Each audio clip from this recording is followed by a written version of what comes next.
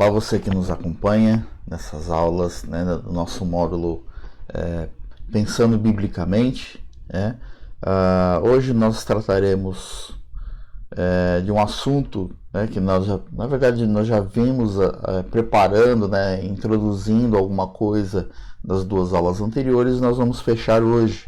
Então hoje nós vamos tratar sobre o Pentecostes, né, que foi um acontecimento relatado lá em Atos 2, e falar um pouco de cessacionismo e continuismo.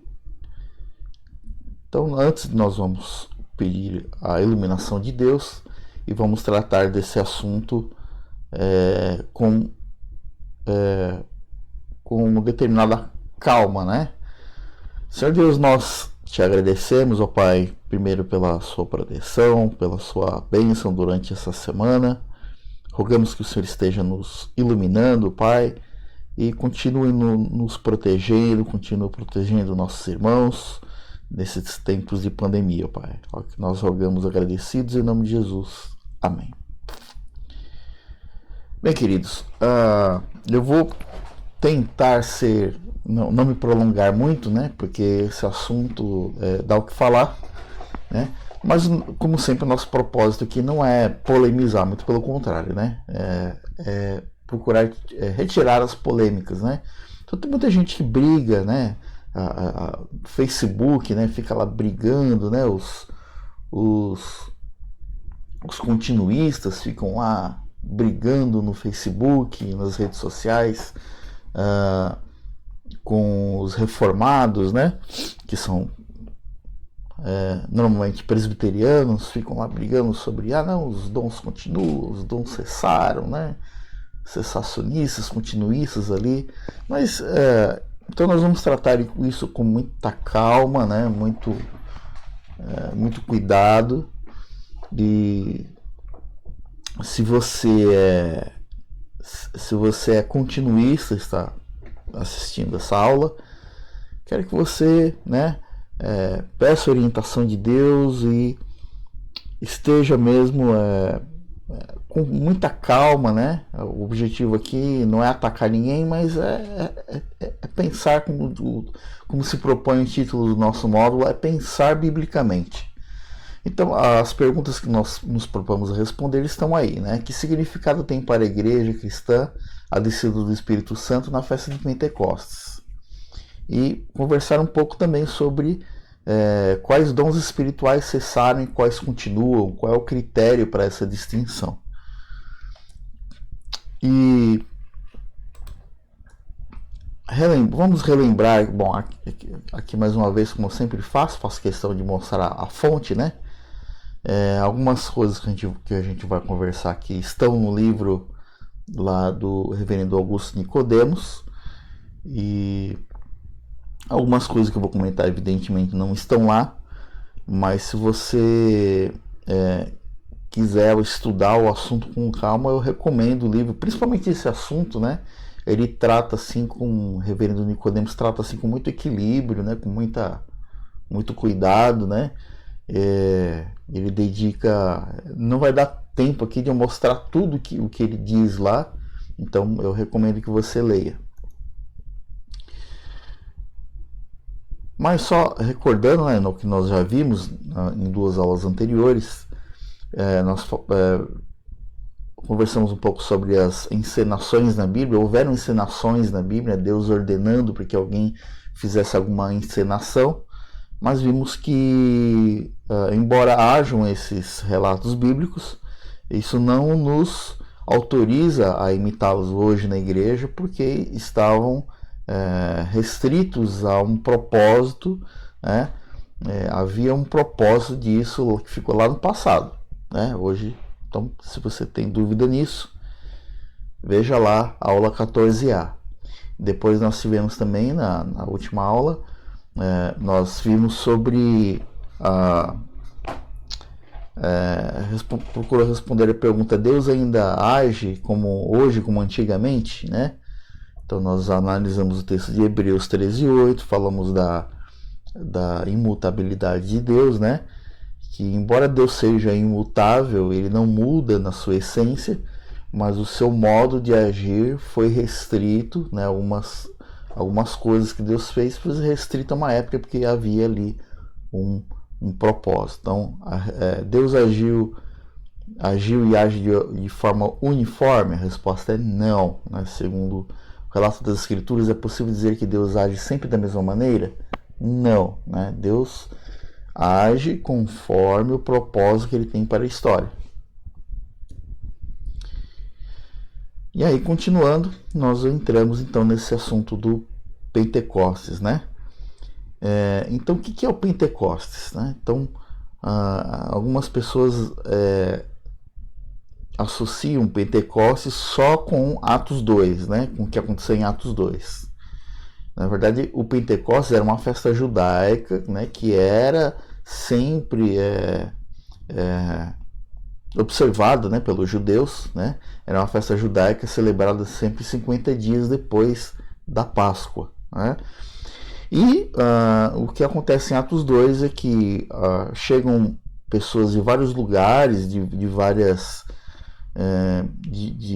idiomas, né, inclusive, para essa celebração. E durante essa celebração, o Espírito Santo veio sobre os apóstolos e os 120 discípulos em Jerusalém, né? Apenas fazer abrir um parênteses aqui. Geralmente as pessoas associam o Espírito Santo a fogo, né? Então, o fogo, né? O Espírito Santo é fogo, e a gente tem que tomar muito cuidado com isso, porque se a gente vê os relatos bíblicos, em sua maioria, o fogo está relacionado a castigo de Deus. Deus castiga com fogo, né? Então, tomar muito cuidado. Mas em Atos 2 diz que desceu fogo sobre as pessoas. Não, se você olhar lá com cuidado, o que diz lá é que desceram línguas como de fogo. Eu até tive o cuidado de olhar no grego, e o termo usado aí, que foi traduzido pela palavra como, né? Tem esse sentido mesmo, como se fosse, né? Como se fosse fogo. Então não dá para descartar que era fogo, mas também não dá para afirmar com certeza que era fogo. O que eu posso dizer é que, geralmente, em todos os outros textos, né, fogo está relacionado a castigo. Inclusive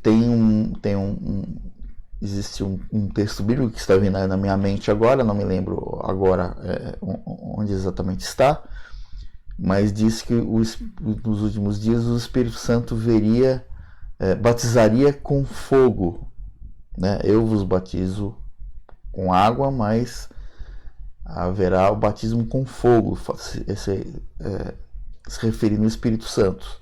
Só que aqui também ele fala fogo no sentido de purificador, né? O fogo é algo que purifica.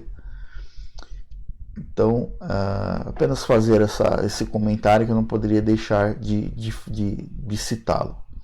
Então, a descida do Espírito Santo ocorreu, olha só, a festa judaica era celebrada, né, 50 dias depois da Páscoa. Lembrar que a Páscoa era celebrada pelo povo judeu para relembrar lá a libertação lá, né, do povo lá do Egito, que o sangue era derramado nos umbrais, tal. Então, o povo lembrava, né, geralmente disso. Então essa festa judaica era celebrada 50 dias depois da Páscoa, né? A Páscoa hoje, então o sangue que era derramado nos umbrais lá no Egito foi substituído pelo sangue de Jesus que foi derramado na cruz, né? Olha que paralelo bacana. Então, a festa judaica é celebrada 50 dias depois da Páscoa. A descida do Espírito Santo, né, esse acontecimento aí de Pentecostes, a descida do Espírito Santo ocorreu 50 dias após a morte do Senhor, Olha que paralelo bacana, né? Não é coincidência, é Deus conduzindo a história. Então, assim como a festa de Pentecostes era celebrada pelos judeus 50 dias depois da Páscoa, a descida do Espírito Santo ocorreu 50 dias após a morte de Jesus. Ok? E a descida do Espírito Santo nessa festa de Pentecostes marcou o início da igreja cristã. Certo? Então, marca o início da igreja cristã. Então, ela tem um grande significado para a igreja.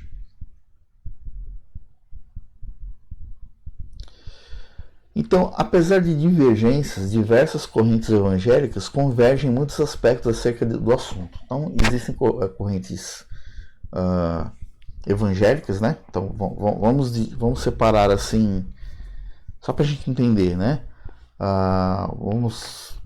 Os reformados e os pentecostais, né? Então, ou seja, os pentecostais são os continuistas, pois acreditam que assim como ocorreram aqueles dons espirituais lá em Pentecostes, hoje a igreja continua também, né? E temos os reformados que vamos ver depois, que somos nós presbiterianos. Então, a vinda do Espírito representou o início da igreja cristã, isso todo mundo concorda. Todo mundo também vai concordar que ele veio para capacitar os discípulos com poder para pregar o evangelho ao mundo, né? Então marca o início da igreja, o Espírito capacitando os discípulos com poder para pregar o evangelho ao mundo. Quero lembrar aqui uma coisa, no Antigo Testamento o Espírito Santo também estava lá, né? O Espírito Santo é a terceira pessoa da Trindade, ele estava lá no Antigo Testamento? Estava, né? Mas o Espírito Santo no Antigo Testamento ele age em momentos assim pontuais, né? Ele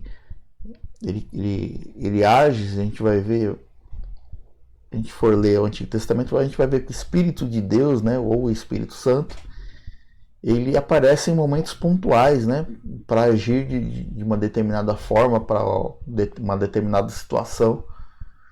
E aqui em Pentecostes, quando você lê lá no capítulo 2 de Atos, que o Espírito Santo desceu como línguas de fogo sobre cada um, significa que agora o Espírito Santo, desse momento em diante, ele vai agir em cada um de nós, né? Então ele desce em cada um de nós. Essas línguas de fogo descendo em cada um significa que o Espírito Santo não tem mais essa ação pontual, mas ele está presente, né? Ele passa a estar acompanhando cada um. E para que isso? Para pregar o evangelho ao mundo, né? Por isso a gente fala que marca o início da igreja cristã. Nós admitimos, né? Todos nós admitimos que ele concede dons espirituais ao povo de Deus. Ele nos ilumina, nos santifica, nos guia, nos consola em nossas tribulações, tá? E tem gente que até, né, lembrando aqui, tem gente que até estranha, né, quando vai num velório de crente, né, e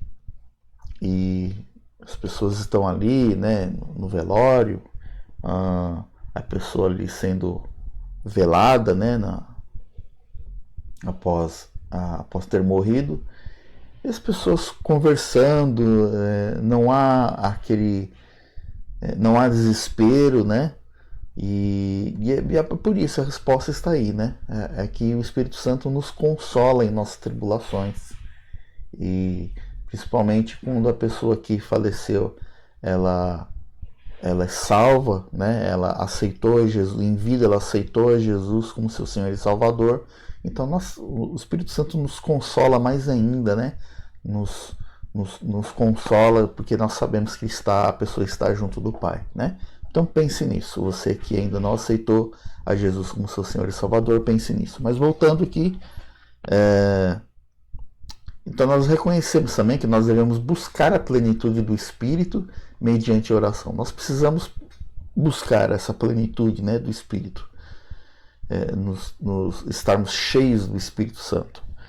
Então, todos nós também cremos, estamos em pleno acordo que nossos pecados entristecem o Espírito. Interessante aqui comentar que os testemunhos de Jeová, eles chamam o espírito de força ativa. Né? Eles acreditam que o espírito não é uma pessoa, não é a terceira pessoa da Trindade, né?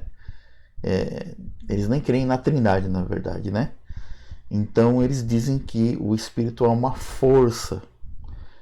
Mas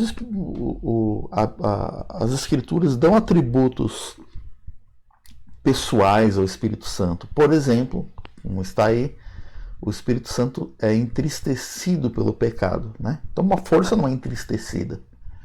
Sabemos que o Espírito em nós é a garantia de que havemos de herdar o reino de Deus. Então nós temos, todos nós, né, continuistas, cessacionistas, concordamos com todos esses itens. Mas nós temos também as nossas diferenças, né? Então eu vou falar aqui rapidamente. Então, os pentecostais, né? Que são os continuistas, eles vão dizer que o que aconteceu no Pentecostes é um paradigma, né? Ou seja, o que é um paradigma? É um modelo, é um padrão para hoje. E então a igreja deve, né, deve seguir esse modelo de Pentecostes, tá? Segundo nossos irmãos pentecostais. Os que assim acreditam se caracterizam pela busca constante dessa experiência. Então eles buscam sempre, né? Os continuistas, eles buscam essa experiência, porque eles tomam isso como modelo, né? Um padrão para hoje. Então eles procuram, né, ter essa experiência. Uma coisa que a gente tem que considerar é o seguinte, que o Pentecostes, né, segundo a visão continuista pentecostal, esteve fora da realidade eclesiástica por quase 2000 anos. Como assim? Sim, porque o movimento pentecostal teve início com o chamado avivamento da Rua Azusa, né? Não vou entrar em detalhes, mas foi um acontecimento lá em 1906 e a partir daí surge o pentecostalismo. Então eu tenho que considerar que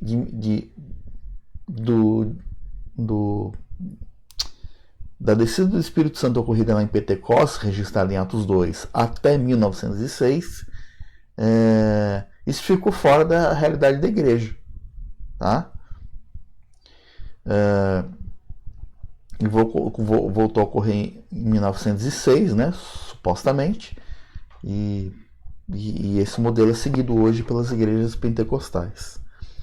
Os reformados, né, que em sua maioria são os presbiterianos, né? Tem outras igrejas também reformadas, mas a maioria é presbiterianos. É possível experimentar a plenitude e o poder do Espírito Santo hoje, né? Então o reformado ele não descarta isso, né? Que hoje é possível experimentar a plenitude do Espírito, mas não significa que é uma repetição de Pentecostes. O Pentecostes foi o cumprimento do que predisseram os profetas da Velha Aliança, né? Então os profetas lá no Antigo Testamento já falavam que o Messias viria e derramaria seu Espírito sobre o povo. Então o cumprimento disso está em Pentecostes. E foi esse o entendimento de Pedro, né? Em Atos 2, né? Você lê o texto lá de Atos 2, algumas pessoas olhavam, né? Porque houve ali o falar em línguas, né? Porque as pessoas, apesar de, como eu disse, eles vinham de vários lugares, né? Tinham nacionalidades e idiomas diversos, mas um entendia o outro, e o texto narra isso, né? As pessoas falam, mas olha que interessante, a gente consegue entender os estrangeiros na nossa língua. E alguns diziam, estão embriagados. Então, com referência a essa afirmação, eles estão embriagados. Então, em Atos 2, Pedro diz que não, eles não estão embriagados. O que está acontecendo aqui hoje é o cumprimento das palavras do profeta Joel, certo? É um evento da história da salvação e a semelhança da morte e ressurreição de Cristo não se reproduz. Então, para o reformado, Pentecostes marcou o início da igreja e ficou no passado. Uma outra diferença aí é quanto à nomenclatura, né, que foi escolhida para esse ato de ser cheio do Espírito, né? Então, a esse ato, né, que aconteceu em Pentecostes e, segundo os pentecostais, deve ser seguido pela igreja hoje, eles dão essa experiência, né, de plenitude e revestimento de poder. Eles dão o nome de batismo com o Espírito Santo ou batismo no Espírito Santo.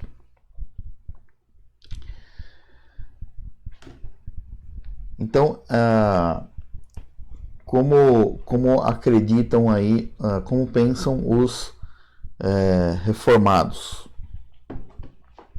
Os reformados não estão certos de que tais designações sejam as mais corretas. Chamar isso de batismo, né? Batismo só existe um. A própria palavra de Deus diz que batismo só existe um. Ninguém discorda de que devemos buscar essa plenitude. Nós devemos buscar essa plenitude, né? Mas isso não significa que isso tem que ser chamado de batismo. Apesar da diferença da nomenclatura, acreditamos todos que precisamos nos encher constantemente do Espírito de Deus. Eu sempre digo o seguinte: em teologia sistemática, muito cuidado com as palavras. As palavras são formas limitadas que o homem tem para chamar as coisas, tá bom? Então, muito cuidado com as nomenclaturas. Muitas vezes a confusão está aí, né? Na nomenclatura, a forma como se chama. Terceira diferença aí entre os dois grupos é o seguinte: sinais miraculosos que acompanharam a descida do Espírito Santo. Então, segundo os pentecostais, falar em línguas é o sinal externo da descida do Espírito Santo sobre uma pessoa e, consequentemente, do que eles chamam de segundo batismo. Então, por isso eles estão sempre em busca dessa experiência e encorajam os novos convertidos a buscarem também, né?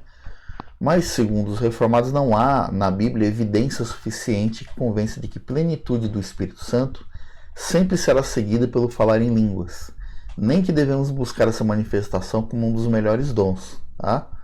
Então não há registro bíblico de que o crente tem que ter essa busca.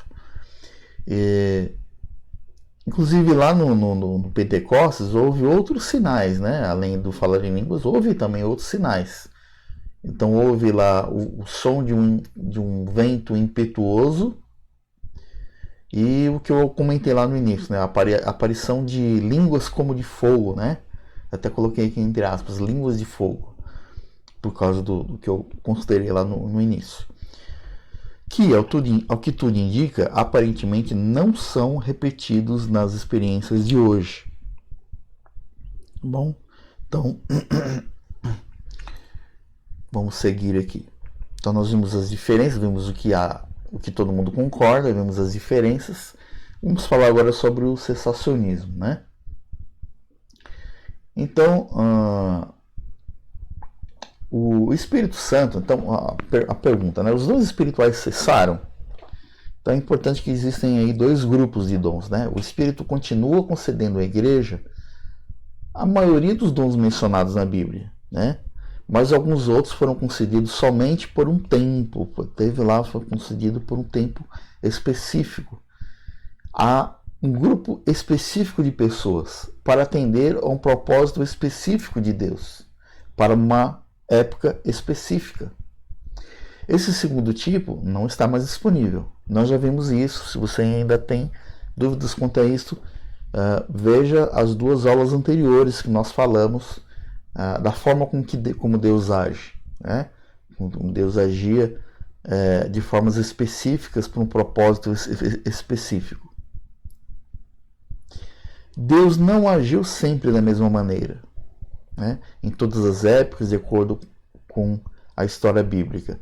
As Escrituras descrevem muitas ações miraculosas, nós vimos isso em aulas passadas, e sobrenaturais que ocorreram somente uma vez, ou durante um tempo específico e não foram repetidas. Finalizando esse ponto, Deus é soberano para agir de formas distintas ao longo da história, e que ao fazê-lo concede diferentes dons a diferentes pessoas em diferentes épocas, né? Então, os dons espirituais cessaram? Sim e não. A maioria, não. Agora, aqueles que tinham um propósito específico, esses cessaram.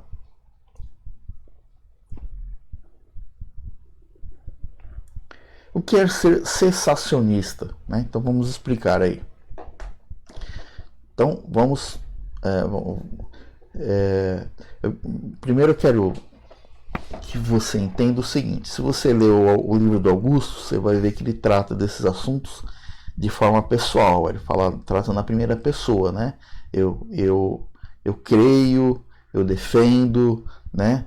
Eu acredito, E aqui eu estou, como eu estou concordando com o ponto de vista do Nicodemos, eu estou aqui traduzindo isso como ele é um pastor reformado, né, está se baseando na doutrina reformada, estou colocando aqui como os trechos em que o reverendo Nicodemos fala eu estou generalizando aqui, né, e colocando o reformado. Então, se por cessacionista você se refere a uma pessoa que não acredita na concessão de dons pelo Espírito Santo à igreja hoje, é claro que o reformado não é cessacionista. Então, é que eu sempre digo, muito cuidado com esses termos, com essas nomenclaturas. Se você dizer que o cessacionista é aquele que não acredita que Espírito Santo concede dons hoje, né? Então nós não somos cessacionistas, porque Deus concede dons hoje. Então muito cuidado com os extremos, tá? Então se alguém falar assim, o reformado, o presbiteriano não acredita que o Espírito Santo concede dons hoje, é mentira. Nós queremos sim, né? Então não é por aí. Se por outro lado, um continuista, não falamos de cessacionista, vamos por outro lado, né? Se a gente for para o outro extremo, se por outro lado, um continuista é alguém que acredita que todos os dons espirituais mencionados na Bíblia no passado estão disponíveis hoje, né? Sendo a fé suficiente para recebê-los, é claro que também o reformado não é continuista. Então o reformado não é cessacionalista, se você disser que ser cessacionista é crer que o Espírito Santo não dá nenhum dom hoje. O outro extremo é dizer que o continuista, se continuista é crer que todos os dons que foram dados no passado continuam hoje, então o reformado também não é um continuista, né? Então o reformado ele tem que ter equilíbrio. Tem que ter equilíbrio na compreensão da ação do Espírito Santo. Há um caminho intermediário que é o correto. Eu não vou nem chamar isso de cessacionista nem de continuista, como fez sabiamente o reverendo Augustus, mas vamos chamar isso de um caminho intermediário. Tá? Então há um caminho intermediário para o qual ainda não há um nome. O reformado acredita que alguns dons continuam como era no Novo Testamento e outros cessaram e ainda outros continuam apenas em parte. Tá bom? Lembrando sempre que Deus é soberano para agir de forma diferente em diferentes épocas da história. Tá certo? Então, volto a dizer, muito cuidado com esses termos, cessacionista, continuista. Se você é um reformado, um presbiteriano, e alguém perguntar para você, você é cessacionista? Então, antes de dizer sim, você tem que explicar o seguinte: olha, lembrando que o cessacionista, se você entende que cessacionista é aquele que acredita que alguns dons cessaram porque tinham um propósito específico e outros continuam em parte, tudo bem, eu sou um cessacionista, tá? Mas muito cuidado com esses termos.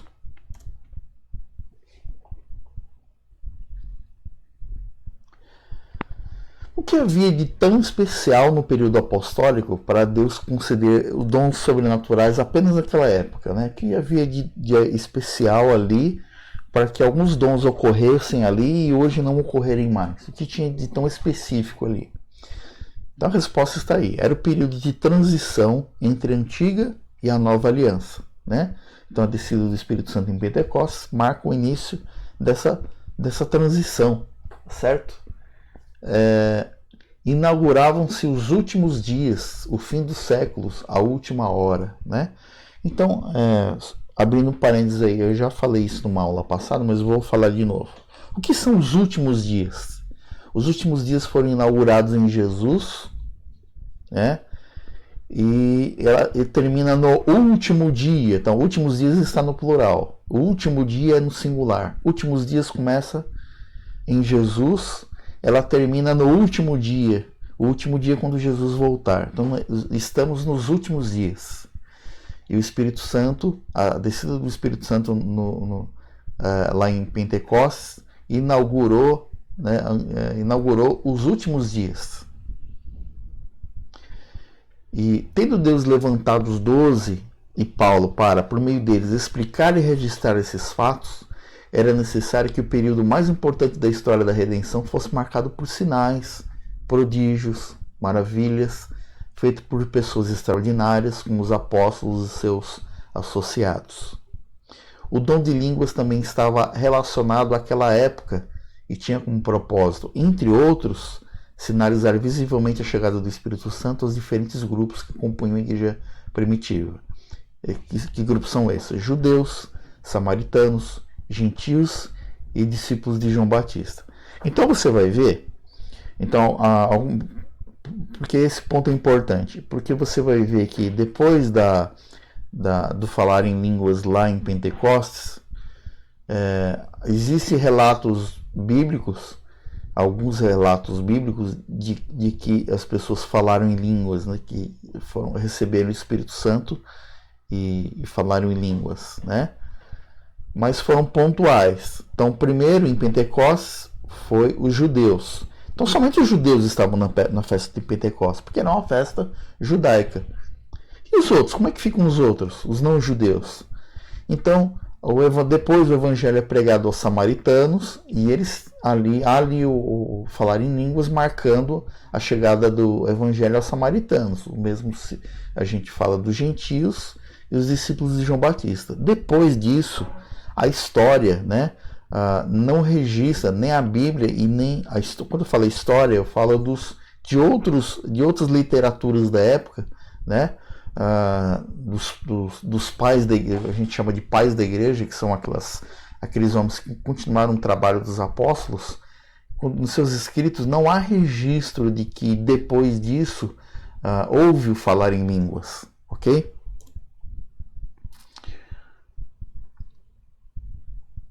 O Novo Testamento cita parte desses dons como ferramentas para edificar a igreja de Cristo. É verdade, né? Então essas listas aparecem em Efésios 4, Romanos 12, 1 Coríntios 12 e 1 de Pedro 4. Então, vamos entender uma coisa. Dom de profetizar. Os crentes que tinham esse dom, né, nesses textos, eram profetas iguais a Isaías e Jeremias, que foram capazes de predizer o futuro de Israel e das nações com incrível exatidão? Ou será que os profetas cristãos se limitavam a edificar, exortar, consolar, instruir as igrejas, como Paulo diz em 1 Coríntios 11, 3, 31, por exemplo, né?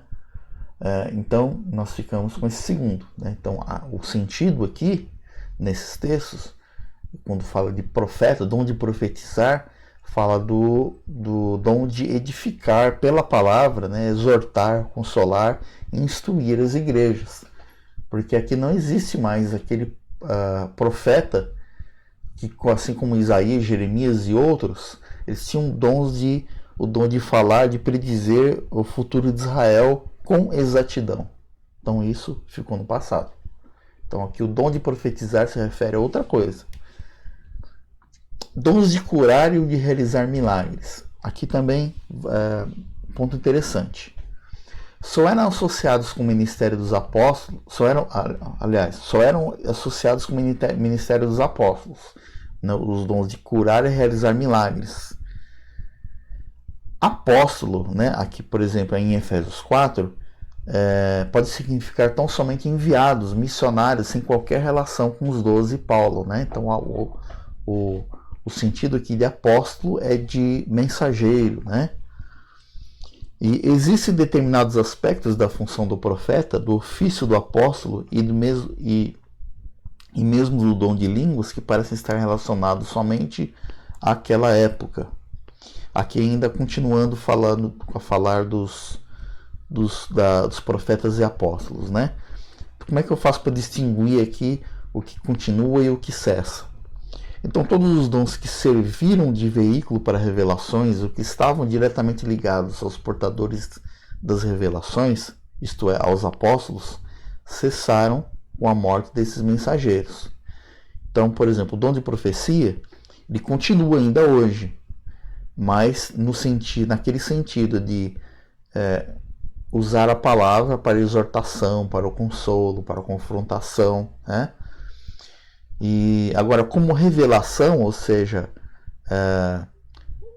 para Deus dizer o que ainda não tinha sido dito, né?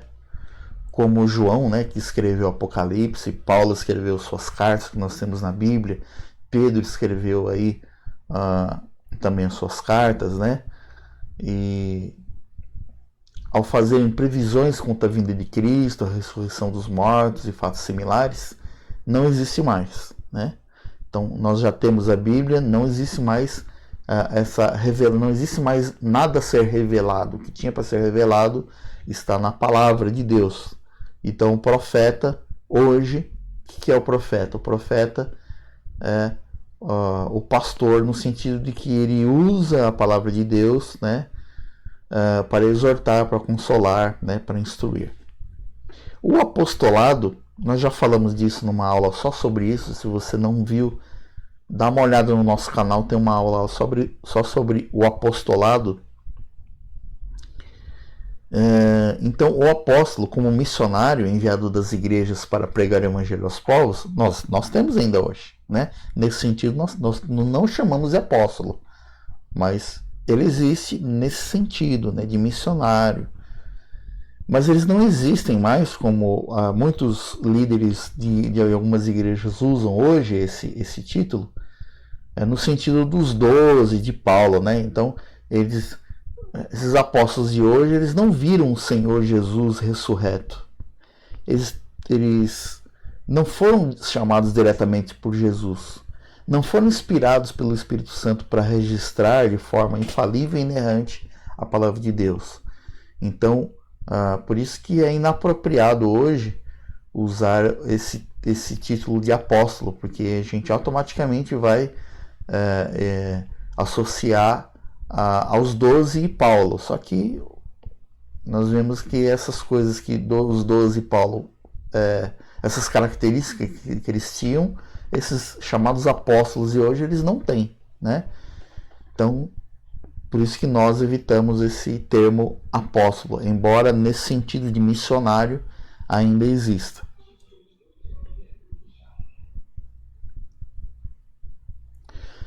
E aí alguém pode dizer assim, então quer dizer que os crentes que falam em línguas são mentirosos, né? Eles estão sendo influenciados pelo diabo, né? Porque o que fala em línguas ficou lá no passado, né? Então quem diz que fala em línguas hoje é mentiroso, né? Não. É melhor a gente pensar o seguinte, que boa parte das ocorrências envolvem cristãos sinceros, que julgam estar de fato falando em línguas por terem sido ensinados dessa forma. Eles foram ensinados dessa forma. Foram ensinados que o falar em línguas caracteriza um segundo batismo. E eles receberam uma orientação de que o dom de língua se caracteriza pelo balbucio de palavras incompreensíveis, num êxtase emocional. Então eles foram... as pessoas são sinceras, né? Não cabe a nós dizer que eles são mentirosos, né? E que eles são influenciados pelo diabo, né? Uma vez eu estava dando aula e eu fiz questão de dizer o seguinte. Alguém me perguntou uma vez, eu não me lembro se foi no seminário ou se foi numa das aulas de escola dominical, falou dos dos pentecostais como sendo uma heresia, um grupo herege. Cuidado, eu nunca disse isso, né? E na época eu corrigi e falei o seguinte: os pentecostais são nossos irmãos em Cristo. Não nos cabe chamá-los de herege, como você vê bem aí a compreensão do Nicodemos, e a minha compreensão é a compreensão de nós presbiterianos, é que os pentecostais são os nossos irmãos em Cristo, sim. Eles não são mentirosos, eles entendem dessa forma, foram ensinados dessa forma. Então o reverendo Nicodemos até cita no seu livro o seguinte, que existem irmãos, né, que foram instruídos, né, ele relata que sabe de irmãos que foram instruídos a dizer o seguinte: olha, relaxa sua língua, forme uma palavra desconhecida em sua mente e repita essa palavra até que ela saia espontaneamente de sua boca. Isso eu falar em línguas, tá bom? Mas não vou generalizar também. Alguns dizem que quem nunca falou em línguas é porque nunca foi realmente batizado com o Espírito Santo. Cuidado com isso também. Todos os crentes verdadeiros já foram batizados com o Espírito Santo, né? Mas nem todos falam em línguas. Vou abrir um parênteses aqui. Existem cânticos, alguns cânticos espirituais, inclusive cantados na igreja, que chamam, né, convocam o Espírito Santo para passear no meio do seu povo, né? Ou dizer que o Espírito Santo é bem-vindo ali naquele lugar, né? Muito cuidado com esses cânticos, porque a palavra de Deus nos dá essa certeza de que o Espírito Santo habita, ele não passeia, ele não está de passeio, mas ele habita no coração dos crentes, né? Então, todos que aceitam Jesus como seu Senhor e Salvador têm o Espírito Santo habitando no seu coração, como aconteceu lá em Pentecostes. Mas nem todos falam em línguas, né? Então, também eu não posso afirmar que quem não fala em línguas é porque não foi batizado com o Espírito Santo. Todos nós que somos convertidos, experimentamos uma nova vida em Cristo, nós temos o Espírito Santo. Olha só, os reformadores, né? Por exemplo, Martinho Lutero, que nós temos aí a figura dele aí ao lado, né? Martinho Lutero, João Calvino e outros reformadores, né? Grandes missionários da história da igreja, né? A história da igreja aí contém aí grandes missionários que levaram o evangelho a vários países, né?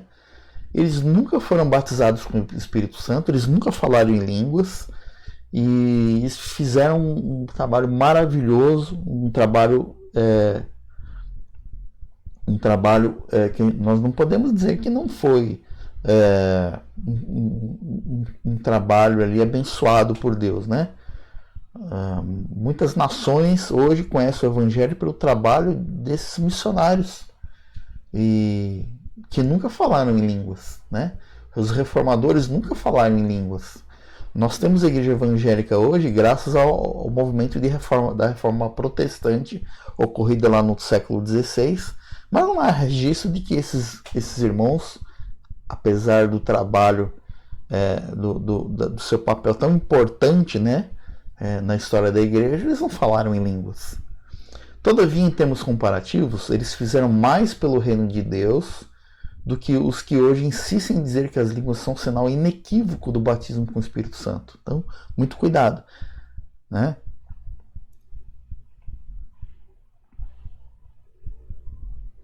E a cura, né? O que falar da cura? Deus ainda cura hoje? Essas perguntas que eu estou passando aqui, existem muitas outras no livro, tá bom? Então eu recomendo que você leia o livro, lá tem muitas outras perguntas. Estou resumindo aqui por causa do nosso tempo. Nossa aula hoje vai até se estender um pouquinho mais, mas nós já estamos chegando perto do final. Então é preciso que os dons de curar sejam diferenciados das curas que Deus realiza em resposta à oração. Muito cuidado. Aqueles que tinham o dom de curar, né, ou seja, os apóstolos e algumas pessoas ali associadas aos apóstolos, eles determinavam a cura e ela acontecia. Não há registro, né, não há registro bíblico de que alguns deles, como Paulo e Pedro, tenham comandado uma cura e ela não tenha ocorrido. Tá? Então, depois dos apóstolos, não surgiu ninguém na história da igreja até os dias de hoje com esse mesmo poder. Então, mais uma vez, vamos distinguir alguns dons que foram dados aos apóstolos e que hoje não tem mais. Esse dom de cura, de dizer você está curado e a pessoa ser imediatamente curada, isso ficou no passado. Isso estava restrito aos apóstolos e algumas pessoas associadas aos apóstolos. Tá? Então você vê nos registros, não há nenhum registro bíblico dizendo assim, olha, e ele ordenou a cura, mas ela não aconteceu. Né?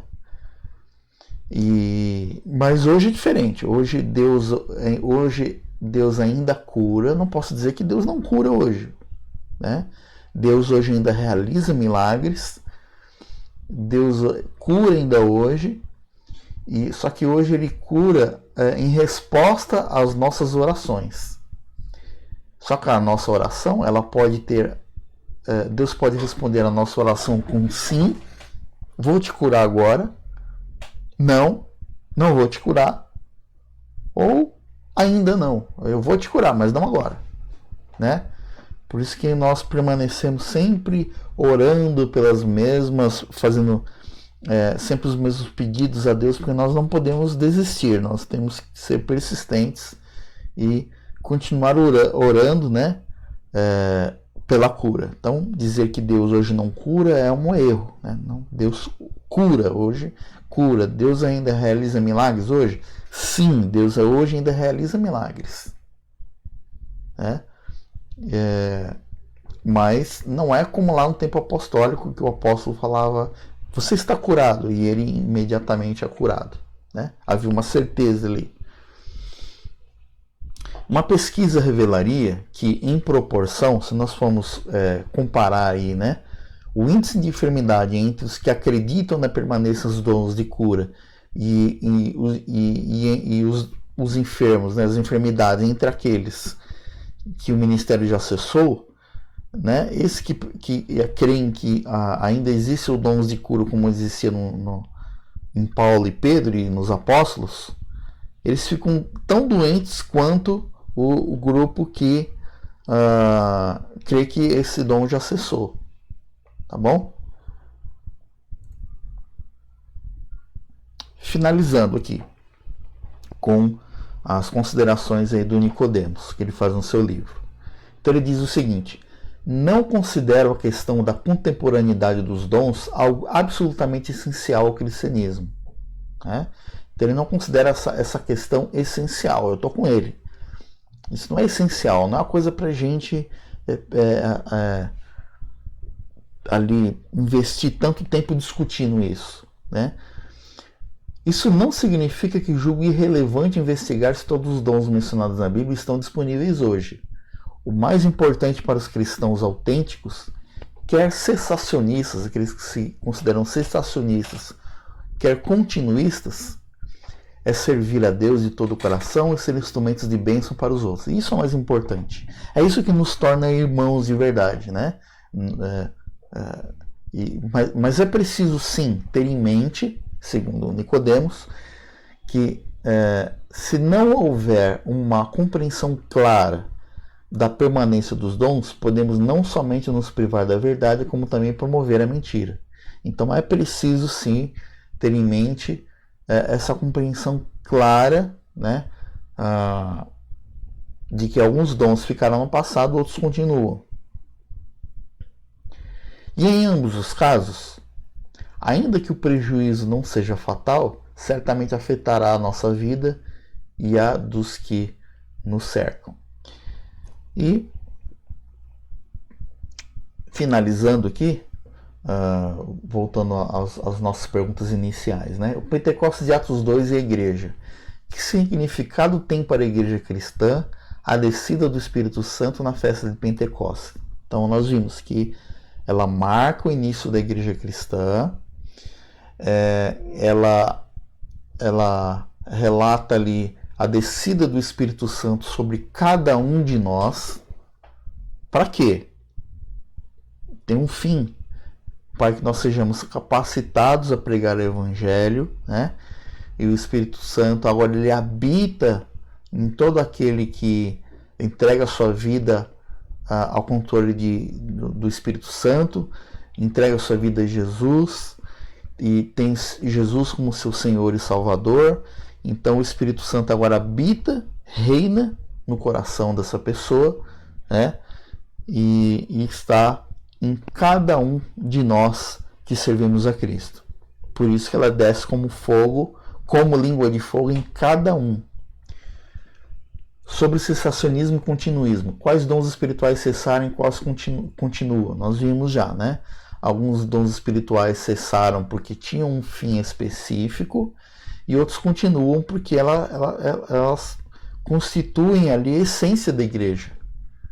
E qual o critério para essa distinção? Nós vimos também, né? Nós vimos também. Então eu espero que tenha sido útil essa aula para você. É claro que eu não me proponho aqui tirar todas as dúvidas sobre esse assunto, mas o principal propósito aqui era falar um pouco aqui dos acontecimentos lá de Pentecostes e falar sobre cessacionismo e continuismo. Mais uma vez dizendo que nós devemos tomar muito cuidado com esses termos, né? Muito cuidado quando alguém perguntar para você: você é cessacionista? Você é continuista? Né? Então, com base em tudo que a gente viu até aqui, muito cuidado antes de você dizer um simples sim ou um não a essa pergunta. Então, nós ficamos por aqui. Eu espero você na próxima aula. Nós vamos entrar numa outra série de assuntos. Estamos chegando aí ao final da nossa série pensando biblicamente com base no livro de Nicodemos, né? E que Deus te abençoe e te proteja e até a próxima.